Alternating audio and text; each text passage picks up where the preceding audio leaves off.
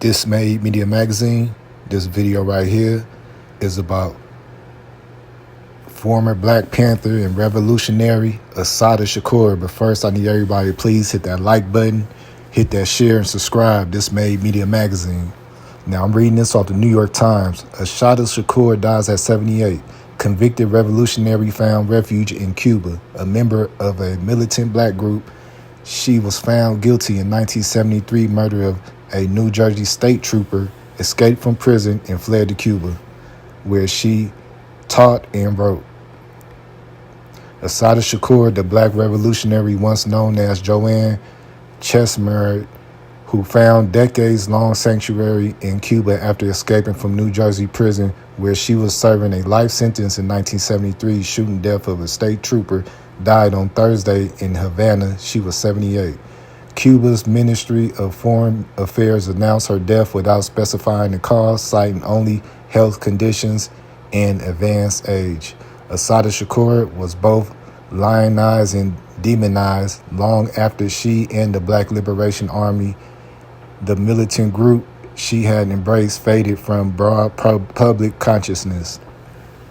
The supporters, she was a tireless battler against racial oppression.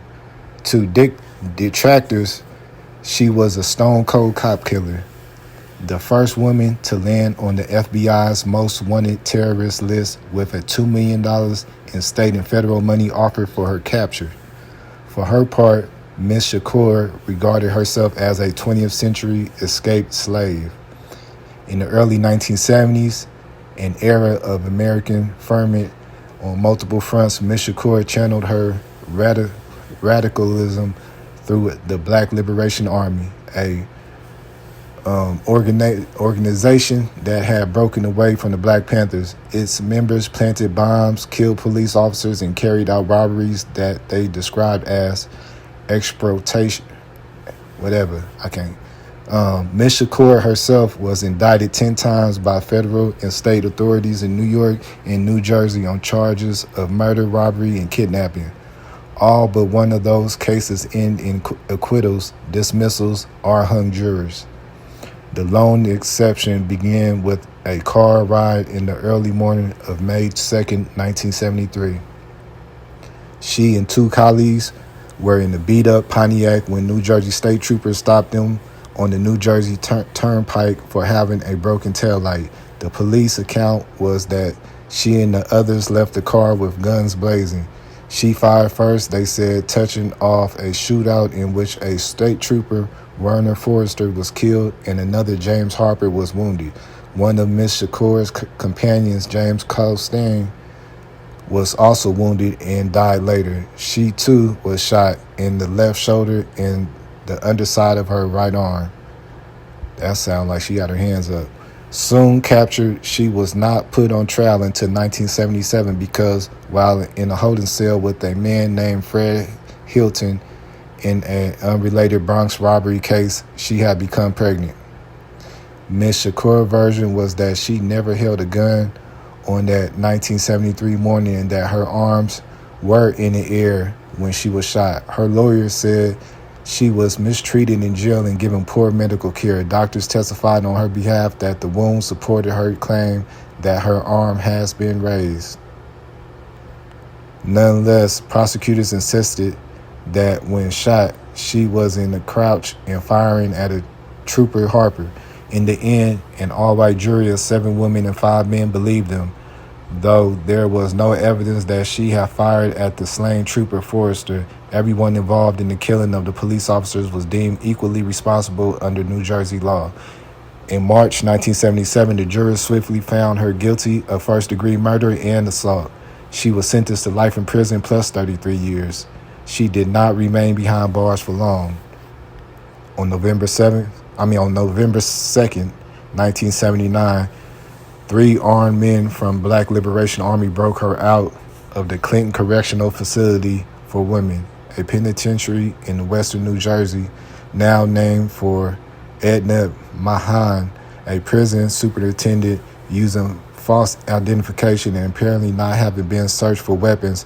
Her colleagues were able to free her, taking 2 guards hostage and commandeering a van. The hostages were later released unharmed.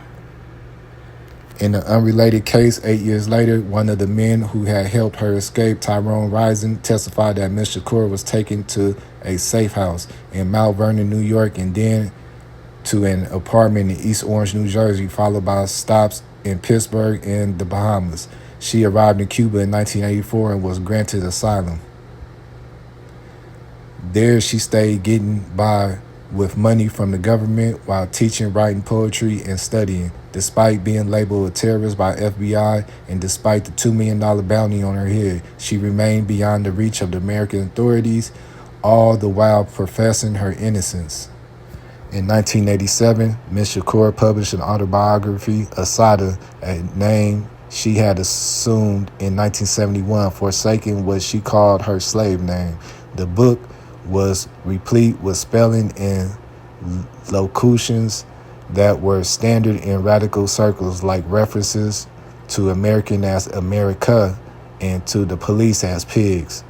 She routinely used a lowercase I as the first person pronoun to take away from the egotistical connotation of the word, she said.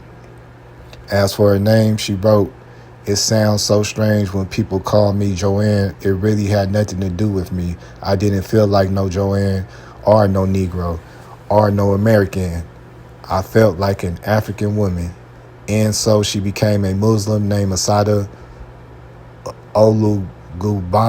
Shakur. Assata derived from an Arabic name meaning she who struggles, from Yoruba word for savior, and Shakur from the Arabic thankful one. She regarded herself as the godmother of the rapper 2-Pac Shakur, who was shot to death in 1996 when he was 25. Too many black people she was a folk hero. Several rap artists name-checked her or even devoted entire songs to her. In Rebel Without a Pause, Public Enemy sang "Hard, My Calling Card," recorded and ordered, supporter of Chesmart. In a song for Assata, Common wrote in part, "Shot twice with the hands up, police questioned but shot before she answered." At the Borough of Manhattan Community College, which Ms. Shakur once attended, a scholarship bore her name for several years at the City College of New York. Another school she attended, students named the Community and Student Center for her and for Guillermo Morales, a Puerto Rican nationalist who was implicated in many bombings and who also found refuge in Cuba. A 2005 resolution in the New York City Council urged clemency for her, but it did not pass. In Cuba, Ms. Shakur gave a few interviews. She was described as being wary of strangers, concerned that such contact, not to mention the reward money, might lead to her being taken captive and returned to a prison cell in the United States. Her survivors include Kakui Shakur, her daughter, and Fred Hilton. The woman who became Assata Shakur was born Joanne Deborah Byron in Queens on July 16, 1947. Her father, Carl Byron, was an accountant. For her mother, Doris Johnson, was a school teacher. They divorced soon after their daughter was born. Part of Joanne's girlhood was spent shuttling between New York and North Carolina, where she lived with her maternal grandparents. All of my family tried to instill in me a sense of personal dignity, Ms. Shakur wrote in an autobiography. But my grandmother and my grandfather were really fanatic about it. Over and over, they would tell me, "You're as good as anyone else. Don't let anybody tell you that they're better than you." Her teenage years were troubled, and she acknowledged her temper was terrible. At 17, she dropped out of Roman Catholic high school, took several jobs that didn't last, and finally attended night classes to get her a diploma. At 21, she married a man named Louis Chesmart, and through their union ended after a year. The surname endured. She attended City College from 1968 to 1971, but did not graduate. By then, her radicalism was in full bloom, first with the Black Panthers and then with the Black Liberation Army, a group that had basically fallen apart by the 1980s. "I feel I've been a victim of America," Ms. Shakur told Newsday reporter who interviewed her in Cuba in 1987. If I owe allegiance to anything, she said, it is my ancestors, especially the ones who came over to the slave ship. I feel I am answerable to them. I want to be able to say I tried and that I tried to stand on this earth proud. So yeah, man, that's the latest update. Rest in peace to Miss Assata Shakur. She was a revolutionary. She got a book out. You know what I'm saying? Y'all could check that out. Y'all could do y'all research on her. You know, this is history. Hey, man, y'all let me know what y'all think about this in the comments. Also, RIP 2-Pac. Make sure you hit that like, hit that share, subscribe. This Made Media Magazine. Shout out to Trenches News. Make sure you get that book, How I Survived Chicago Drill, directly from Swiper on IG or Nene Marie 37. If you get it directly from them, you get an autographed copy. Or else get on Amazon.com, but make sure you get the hottest book out right now, Trenches News, How I Survived Chicago Drill. Shout out to the Mod Squad. I'm out. If you want to support me, make sure you go ahead, Nene Marie 37 in her inbox if you want a signed copy of my book, man.